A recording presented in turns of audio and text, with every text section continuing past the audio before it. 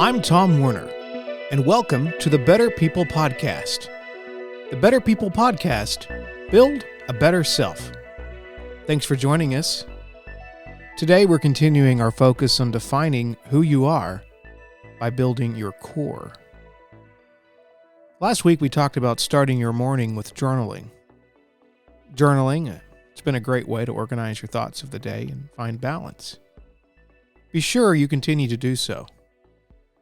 We also talked about the book, The 5 a.m. Club. Own Your Morning, Elevate Your Life by Robin Sharma. If you missed the episode, just check it out. It's episode 1. We're continuing this week with building our core.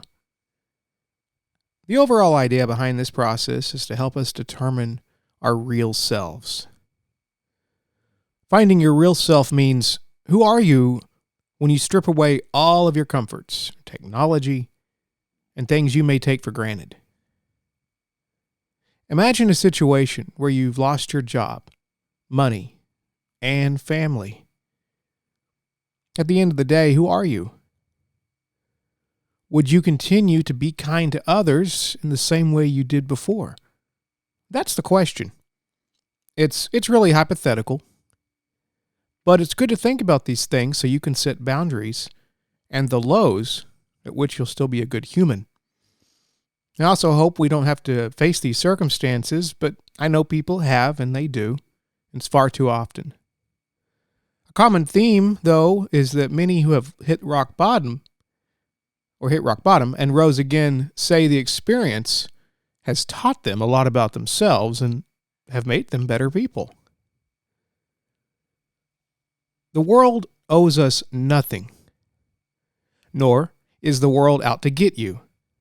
The world doesn't really care. I don't mean that to sound negative. Sure, there are people in the world who may have a grievance, and sure, there are people who do care about you, but in general, there's not some cosmic force plotting to ruin your life. All the feelings of anger you may feel are simply the way you choose to react. Choose to react negatively, and guess what? You'll feel negative.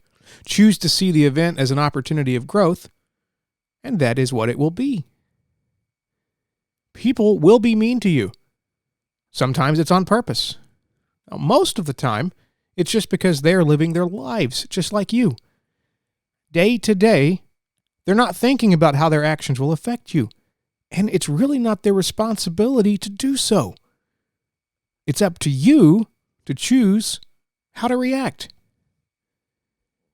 There are definitely toxic people out there.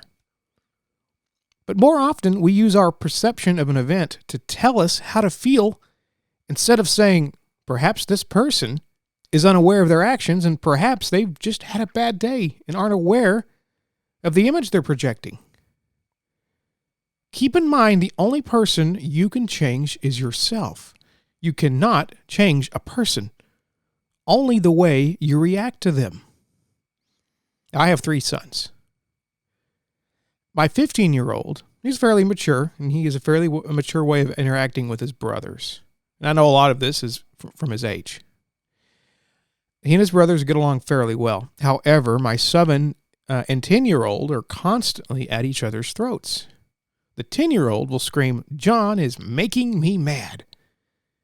I know he doesn't like it when I say this, but I usually go back and ask, typically loudly and from the front of the car, is he making you mad or are you letting it make you mad? Now, I also know they're brothers. That's a common thing with brothers. It's a constant. They're closer in ages, and you'll see that. They're also children. But do we not often act the same way? Someone at work may say something we interpret to mean they're against us or mad, or trying to assert themselves over us. Our reaction is to get mad. And maybe that is their intention. It's most often not. But let's say it is. Let's say they're trying to assert themselves or, undermine you in some way. But let's say that's the case. Why are you giving control over your emotions to them? Stop it. You control how you feel. Is all of this easier said than done? Yes. I have my struggles.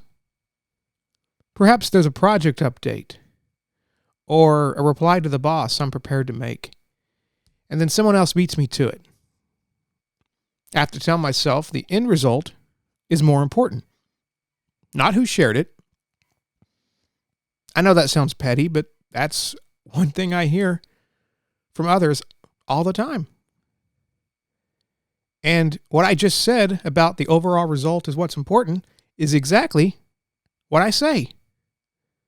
So why shouldn't I follow my own advice? This week's takeaway is simply this. Define who you can be at life's worst moments. Is it someone you can still be proud of? And remember, you control your thoughts. The world isn't plotting against you. Keep waking up early. Keep updating your journal. And keep trying to be a better person. Remember to join us each Monday morning for a brand new episode hosted by yours truly. Say hi by emailing hello@betterpeoplepodcast.com. Let us know in which areas you'd like to improve. Thanks for listening.